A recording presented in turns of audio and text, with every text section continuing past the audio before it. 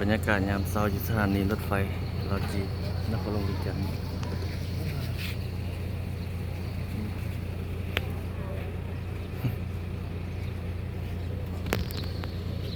เดี๋ยวเก็บบรรยากาศไปให้ทุกคนได้เบิ่งเดินต้นมาอัปเดตเนาะคนเริ่มมาหลายแล้วตัวนี้เพิ่นเจาะใหม่เลยแต่ก่อนนี่บ่ได้ลัดไปแบบนี้ได้นะนี่เพิ่นระบายใหม่นะคือว่าเฮ็ดให้รถบ่ติดอยู่ทางในนี่หลายขึ้นระบายรถออกเนาะ โอ้นี่แขกนะกระเจ้าแขกทัวร์นี่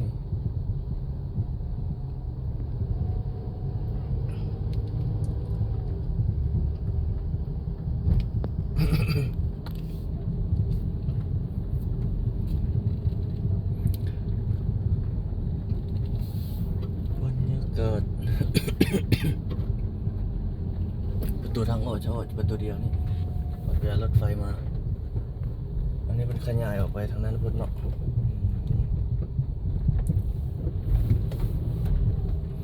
นี่แหละบรรยากาศสดๆทุกคนเลยยามเช้าอยู่เขตสถานีรถไฟลาวจีนนครหลวงเวียงจันทน์เอามาส่งแขกเนาะก็เลยคิดโอ้ทงนาเนี่ยเขาเจ้าหว่านกาแล้วที่ทางนั้นไถละทางนี้หว่านกาเนาะน้อยป่วนได้อยู่เวียงนี่เขาเจ้าจะหว่านกาแบบนี้ ส่วนหลายเขาเจ้าหว่านเอาเลยนะ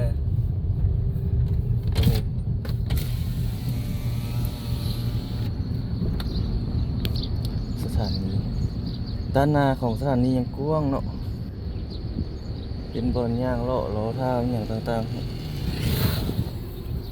พอไปจอดนี่เสียเข้ามาไม่เสียปีอยู่คือเก่าเด้อทุกคนเลยเสียอยู่ทางหน้าเขานี่10,000 กีบ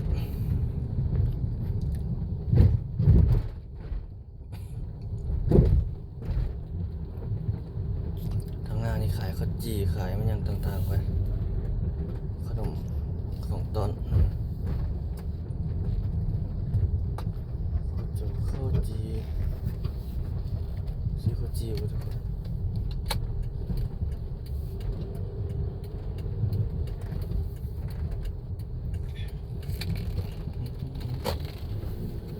มาแล้วบ่เห็นนะเห็นคน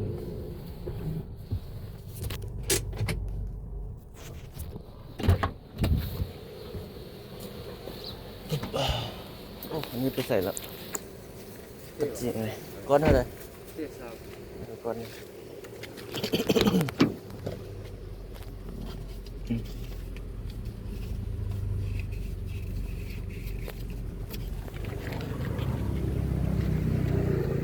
ก้อนใหญ่ๆกันเลยที่ฝรั่งเท่าไหร่อีกฝรั่ง3,200เนี่ยเจียวโอ้ใส่พร้อมแล้วอ่ะยังก้อนเดียวก้อนเดียวยังเลยเข้ายังไม่ทันเปิดเนาะ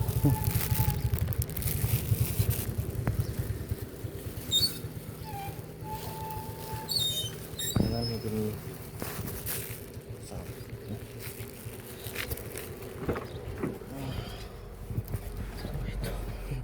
ซื้อกระจีเนาะนี่ทุกคนโดนมาแค่นึงเลย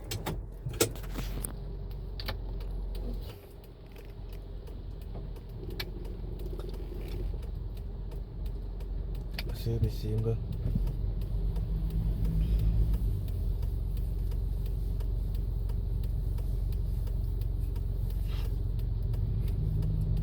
บางคนก็จะเอาขึ้นมา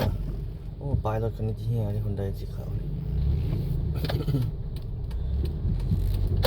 บางคนก็มากินข้าวกินน้ำอยู่นี่แล้วจึงไปต่อก็มีเนาะ จีนกำลังก็มีเปิดอยู่นี่ของจีนก็มีเหมือนกันกำลังเปิดฮะ เพราะไอเป็นไอทุกคนเลย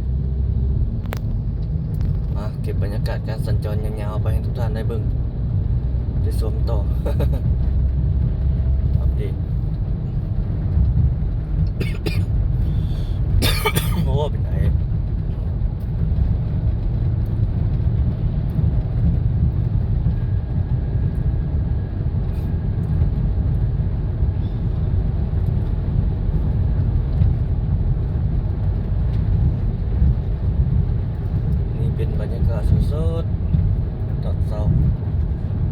ขตนี้น่าจะขึ้นกับบ้านส่งใหญ่เนาะเมืองไซธานีบอกนครหลวงเวียงจันทน์เลี้ยวซ้ายไปทางนั้นจะไปสอดใช้เส้นทางเลขที่13ไดเนาะเขตสนามกีฬาหลัก16บ่เลยผมเลี้ยวทางนี้สอดเข้าเมืองสอดใส่อันนะ ถนน450 ปีโอ้รถจะซิ่ง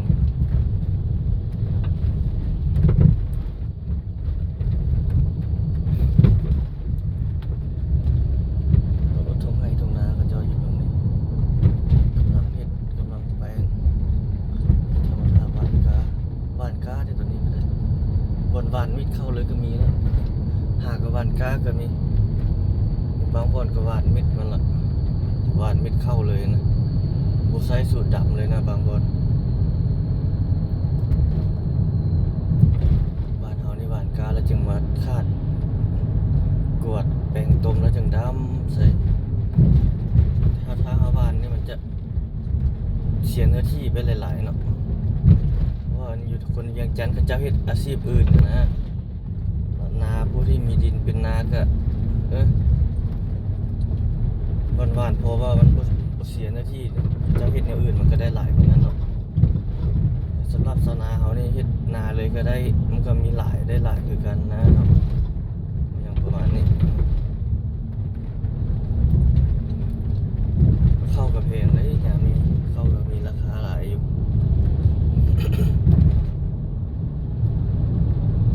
ไปทางหน้านี่สอดใส่อันนั้นละเส้นทาง450 ปีแล้ว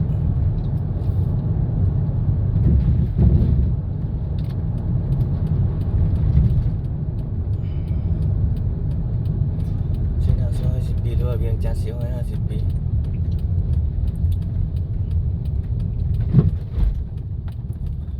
รถแก๊ปบริษัทเวียดนามในเวียงจันทน์450 ปี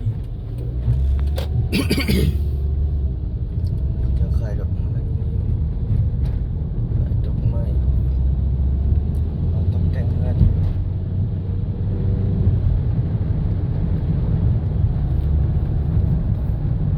เอาสิพาทุกท่านเว้อันตลาดเพื่อนตลาดนี่โดนๆจังเว้ที่นั่นเนาะเว้ขี่รถเมล์นะขี่รถเมล์สายใต้นครหลวงเวียงจันทน์เอาไปส่งเขตมา หน้ายังโบราณชัดคือเก่าเลยทุกคนเนี่ยมาสาวหลายเลยลูกเลยก็มานะเพราะท่านได้อาบน้ำแต่งตัวลูกตื่นนอนแล้วก็มา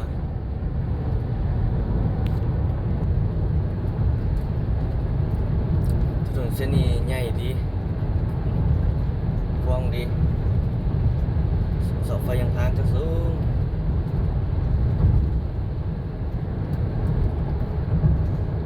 เขายังบ่รู้ว่าเพิ่นนั่นตั้งเส้นทางเส้นนี้นะยังบ่ได้ไปสอบข้อมูลเนาะถนนเวียงจันทน์450 ปีเป็นหยังเพิ่นจังใส่ชื่อถนนแบบนี้นะตามว่าคิดเพิ่นจะเฉลิมฉลองเวียงจันทน์450 ปีนี่นั้นโอ้เป็นจังได๋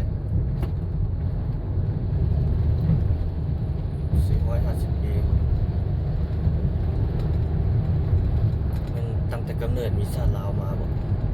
ตั้งแต่กำเนิดมีเวียงจันทน์มานะได้400 ปีบ่450 ปีบ่มีอย่างประมาณนี้บ่ ถ้าท่านใดรู้ข้อมูลสามารถคอมเมนต์ใต้คลิปเนาะแลกเปลี่ยนข้อมูลทุกคนให้แก่ผู้ชมที่เข้ามารับชมในตลาดเราเข้าไปสถานีรถเมล์นี่เนาะเข้าไปเว้ยต้องเสียพี่เสียก็เสียเก็บบรรยากาศโอ้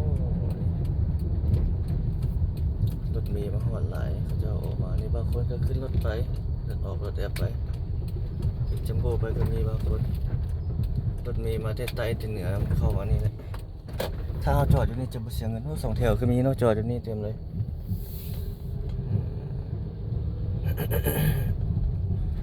เข้าไปด้านหลังมันเก็บดีนี่เสียดายข้างหน้าออกมานี่เลยก็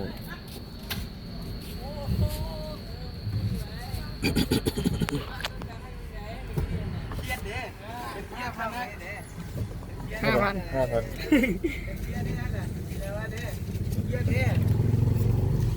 เย็นดุนๆเลยเด้อมันก็ลำบากมึงอีก นี่รถเมล์มาฮอดเลยโอ้หลายทั้งรถเมล์มาฮอดนี่บรรยากาศยามเช้าทุกคนเลยโอ้รถเมล์หาก็มาฮอดหลายอยู่มาฮับอยู่นี่เลยบางคนก็ได้บางคนก็ยังเนาะรอท่าอยู่เนี่ยการเดินทางการดูสารต่างๆโอ้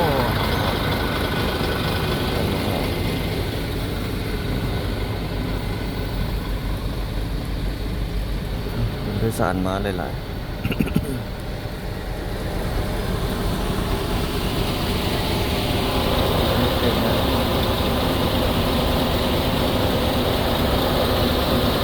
มาที่ใ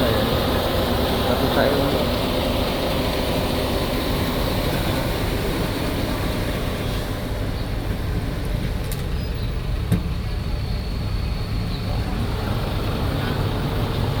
รรยากาศนะครับผู้โดยสารมีเรือนี้เลยเนี่ยโอ้ยหาหอดเลยตัดฟรีผู้ตามเพื่อนนะครับ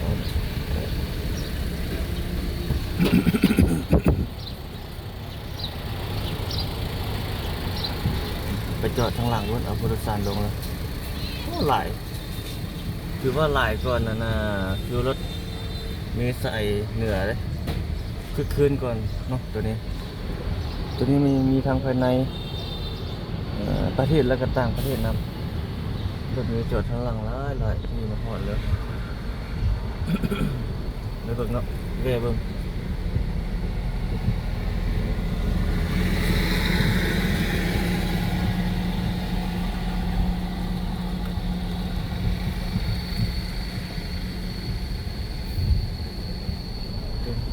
นี่เนาะจันปากเซลักเซาเชียงของก็มีคือกันคนอยู่นี่ไปเหนือก็มีคือกัน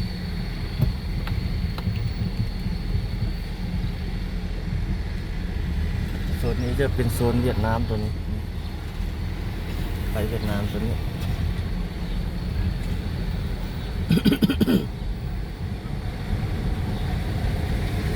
อยู่ข้างเบื้องนั้นร้านอาหารมีเวียดนามหลายเพราะว่าอยู่นี่จุดสุ่มใหญ่เลยแหละที่ไปเวียดนามทุกคนโดยรถเมล์จะมาขึ้นอยู่นี่คนเวียดจะมาขึ้นที่นี่หลายจะมีคนส่งระหว่างประเทศถ้าเพิ่นสำรวจทิศทางที่ไปเดินทางในตัวนี้นะทุกคนยาวไปห้านอาหารเวียดนามเรียนด้วยเพิ่นสำรวจอันนั้นนะทุกคน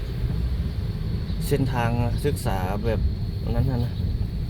เดินทางจากนครหลวงเวียงจันทร์ทางด่วนนะจากเวียงจันทร์หาไส้สมบูรณ์แล้วก็เชียงขวางสำเหนือซอดใส่สายแดนน้ำสวยไปเวียดนามพุ่นแหละโอ้ทราบประเทศตัวนั้นแล้วเลยมันง่ายเลยแก่การสัญจรไปภาคเหนือไปเวียดนาม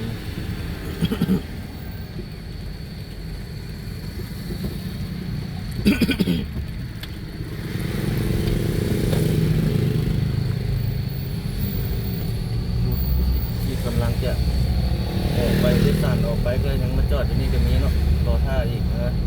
บางเทื่อก็ยังคนยังบ่เต็มก็มีมารอท่าเอาอีกนะอย่างประมาณนี้ออกมาจอดอยู่หน้าคิวอีกก่อน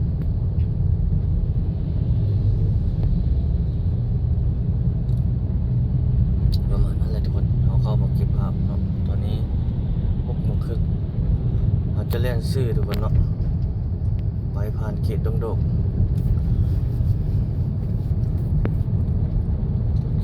บรรยากาศการสัญจรยามเช้าให้ทุกท่านได้เบิ่งได้ชม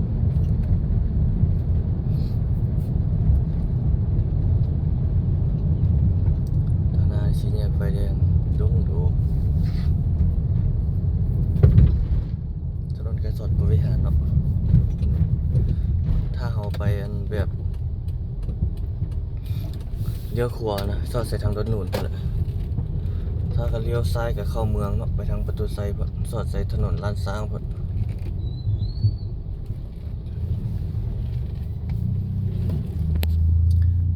นี่ก็ใกล้จะได้ไปแล้วนี่จอดไฟแดงรอไฟเขียว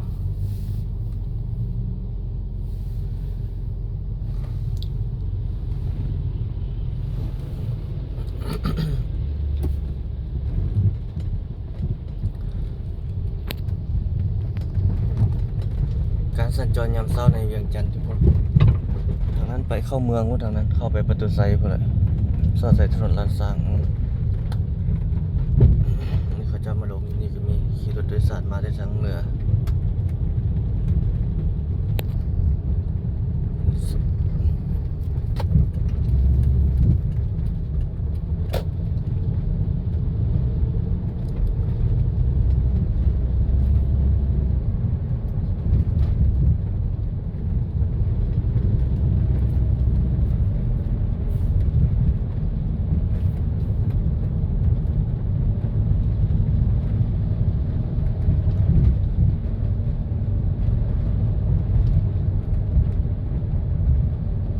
แถวนี้เขตสะพังเมือกสร้างคู่เขตนี้เอาเก็บยาวๆไปทางหน้าพุ่นสอดใส่อันเขตอันเศรษฐกิจคนจีนเขตเมืองสีโคตรตะบองพุ่นแหละ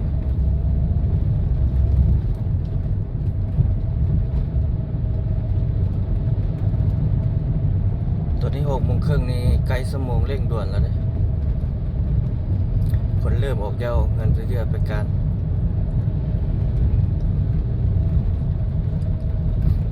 ร้ายอยู่ในนครหลวงวิจันทร์เฮาแต่ละจุดกันฮอดสมงเร่งด่วนแล้วไปทุกจุดทุกเจนี่เกือบว่าติด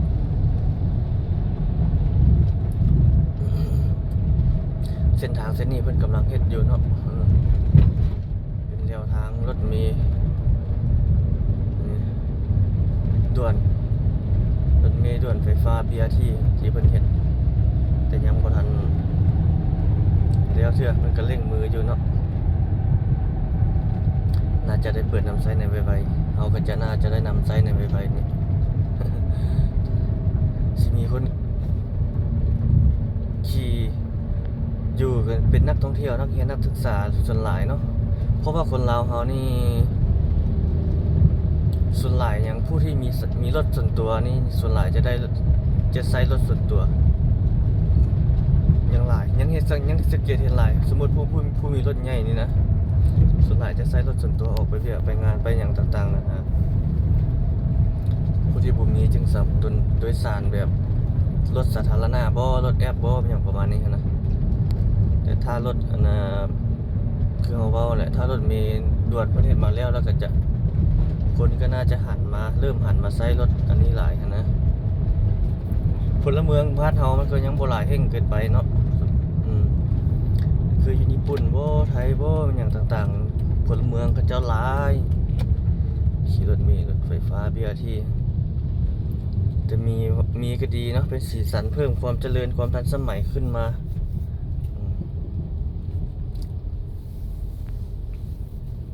จอดไฟแดงสีแยกไฟแดงตัดมีไซส์ทุกคนเขียนนี่รอท่า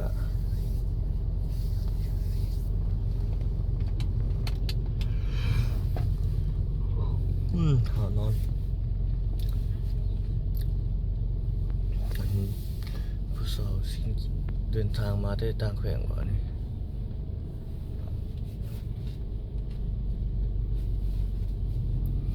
อันนี้เป็นบรรยากาศสดๆเดี๋ยวทุกคนเนี่ยเก็บให้ทุกท่านได้เบิ่งได้ชมยามเช้าเวียงจันทร์บ้านเฮาเนาะเขียวแล้ว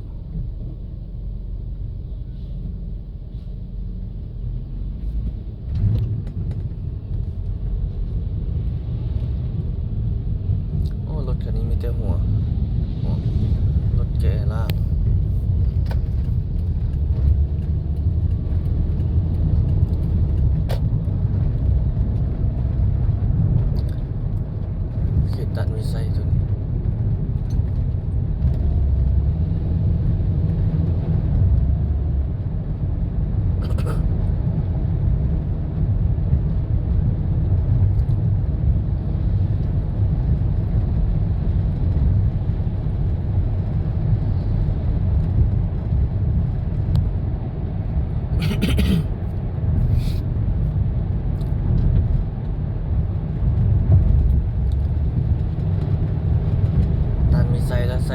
ญาเนาะหนองปัญญาสมเจตอหย่างไปทางนั้นบรรยากาศการสัญจร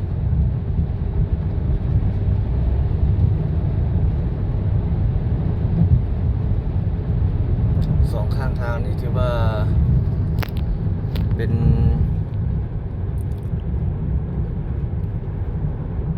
เขตเศรษฐกิจที่ดีอยู่เนาะบรรดาห้างหลายห้างอยู่ที่เปิด นี่ก็บ่ได้เงียบเลยเข้าไปซื้อทุกคนเลยสีเกิดแต่บ่ฮอดสีเกิดเนาะอัปเดตเบิ่งเขตทางหน้าหนองพะยอพัทยา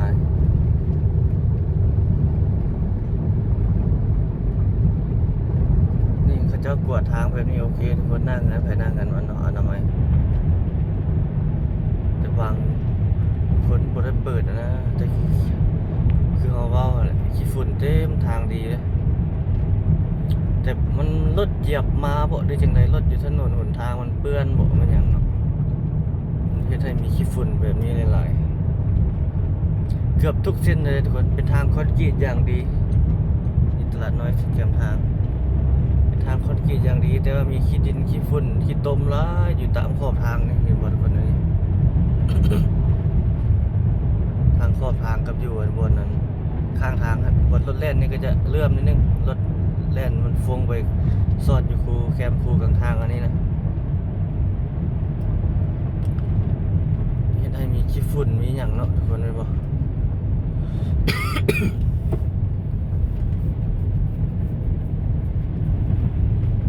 ทางดีก็มีขี้ฝุ่นคือเขาว่าแหละ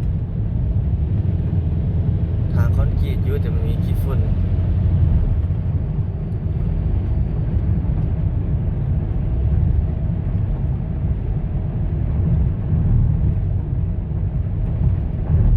อันนี้เป็น บ้านห้วยหงส์ห้วยหงส์ต้องจึงต่อใส่สังเกตทางเส้นนี้ซั่วเพิ่นสิแล้วก็โดนเติบเลยหลายคนก็จมหลายแนวอยู่เพิ่นก็เฮ็ดแล้วมาแล้วก็ถือว่าสมบูรณ์แบบเนาะสมการรอคอยมีแต่ขี้ฝุ่นคือเฮาเว้านี่แหละถ้าเพิ่นก็มีภาคส่วนรับผิดชอบอยู่แต่ว่าเฮาก็บ่รู้คือกันว่าเป็นจังได๋แต่ละจุดละบ่อนนี่เพิ่นก็มีเนาะ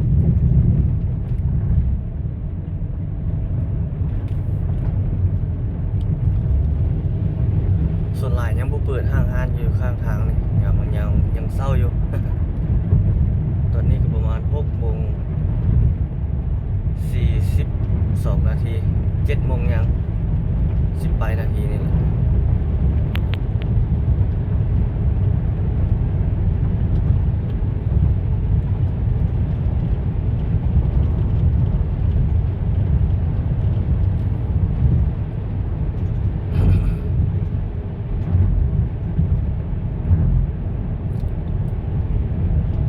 เขตนี้ขึ้นกับเขตเมืองสีโคตะบอกแล้วเราจะมาแต่เขตเมืองไสธานีอันนี้มานี่มันเป็นเขตเมืองสีโคตะบอก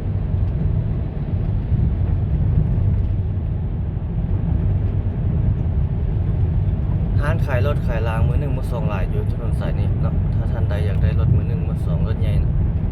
สามารถมาเลาะมาเบิ่งได้อยู่เขตนี้ส่วนหลายก็จะเป็นคนเชียงขวางที่ขายรถใหญ่อยู่มือสองอยู่ในเวียง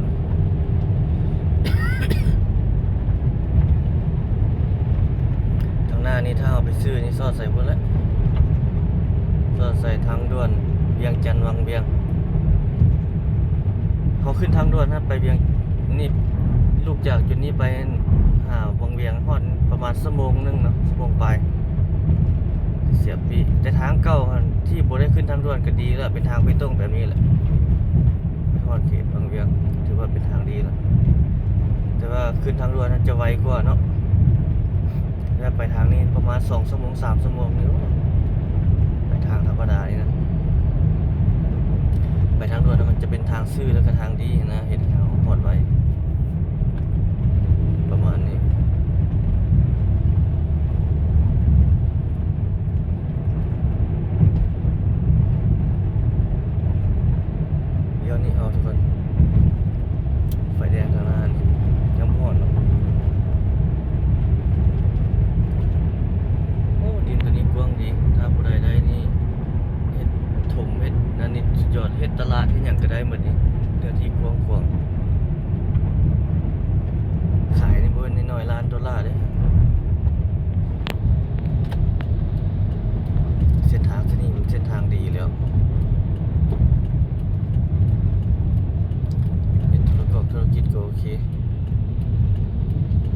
เอาเบิ่งขี้ฝุ่นอยู่ข้างทางนี่เป็นคูเต็ม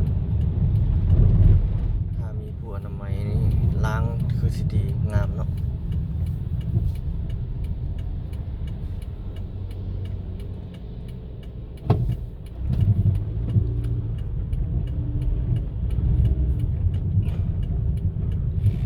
ยามเช้าเริ่มไปเวียกไปการแล้วนี่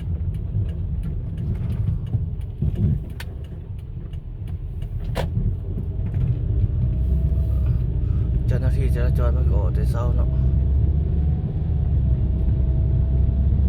นี่ขี้เหงื่ออย่างมาทิ่มอยู่นี่โอ้อันนี้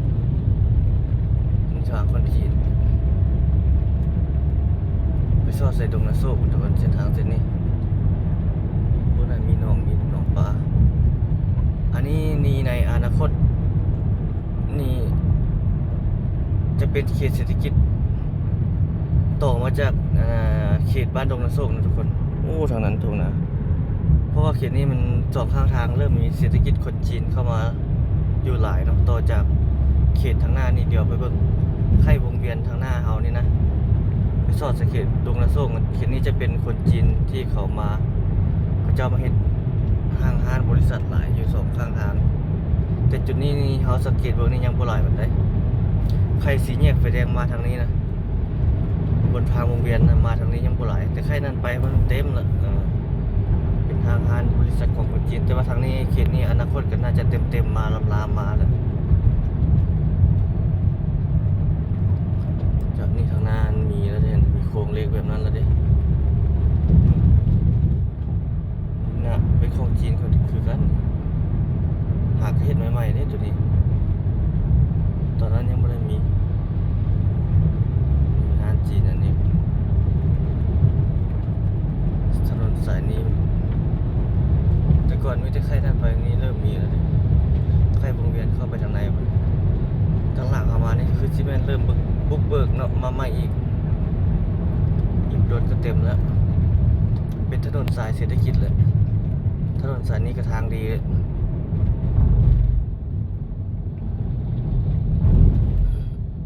นี่วงเวียนตัวนี้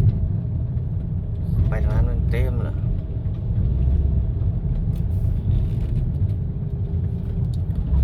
ใครนี่ไปห้างกิจการของคนจีนมันเต็มแล้วทางหน้านี่เราไปกำลังสร้างบ่อนเปิดบริการแล้วก็มีละ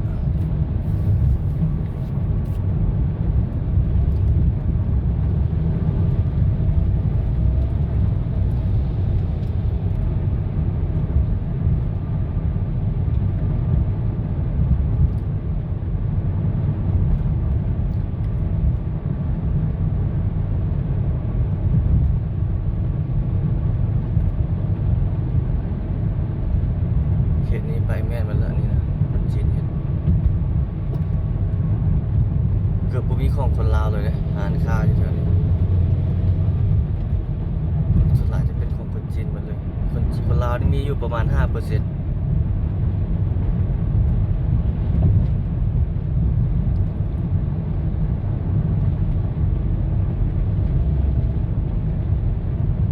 ี่แหละบรรยากาศ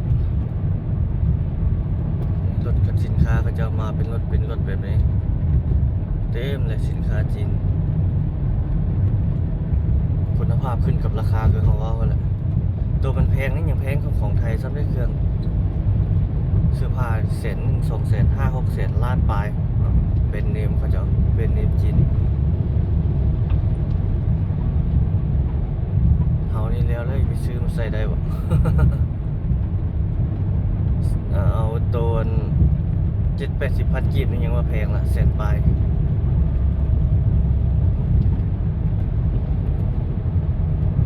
นุ่งราคาย่อมเยาเขาบ่มีเงินซื้อแบรนด์เนมนุ่งคือเขาเลย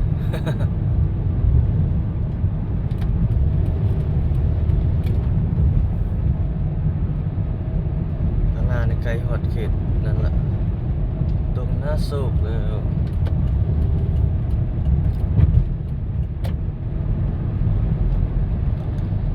ทางหน้าเพิ่งจึงอยู่โรงแรมคนจีนนะแล้วทางนี้เขาถมดินแล้วได้เบอร์นั้นเนาะบ่ได้มาถ่ายโดนเติบ มูนาก่อนมาขี่รถถีบค่อยเลาะเบิ่งบรรยากาศ นี่เขาขี่รถผ่านอันนี้มันไวเนาะเก็บรายละเอียดบ่อยอันนั้นบันได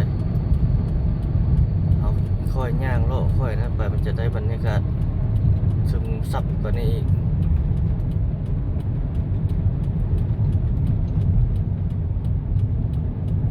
เราขี่รถอันนี้ผ่านเนี่ยเบื่อแล้วบัดนี้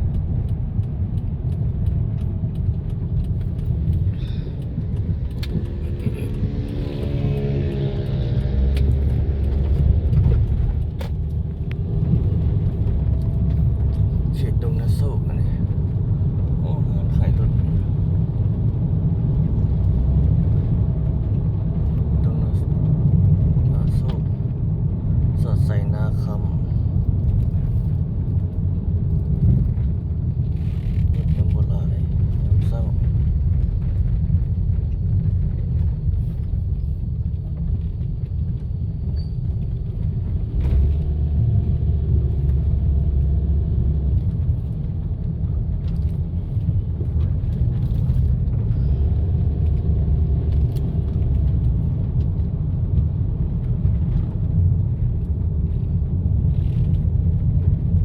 ทางงานคฤหาสน์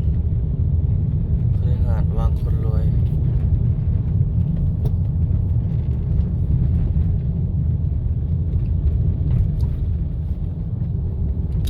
เบิ่งกำแพงเขาเจ้านี่โอ้สุดยอดละความหรูหราเบิ่งเงินแห้งกันนั่นเองหรูหราเข้าไปอีก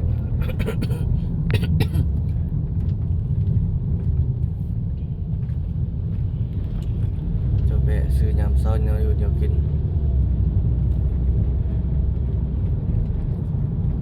ขายข้าวขายแกงอยู่ตามแคมทางนี่ก็ได้ดี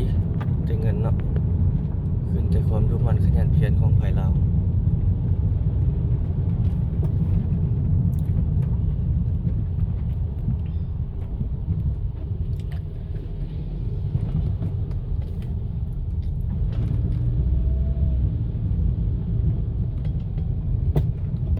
นี่เป็นบรรยากาศสดๆไปฮอดทางหน้านี่ก็จะเป็นคลิปเป็นการปิดคลิปแล้วทุกคนเลยยาวสมควรแล้วครับเก็บน้ำมื้อนี้เนาะเอ้าคลิปนี้ประมาณนี้ซะ ถามฮอดเขตเศรษฐกิจคนจีนละเนาะเขตดงนาโศกเขตบ้านนาคำนครหลวงเวียงจันทน์ละเขตสังเจียงละเก็บมานี่ก็ไกลเติบเลยครับเก็บมาตั้งแต่คุณเขตนั่นเมืองไซธานีป่ะได้อยู่30 ปลายนาที เนาะ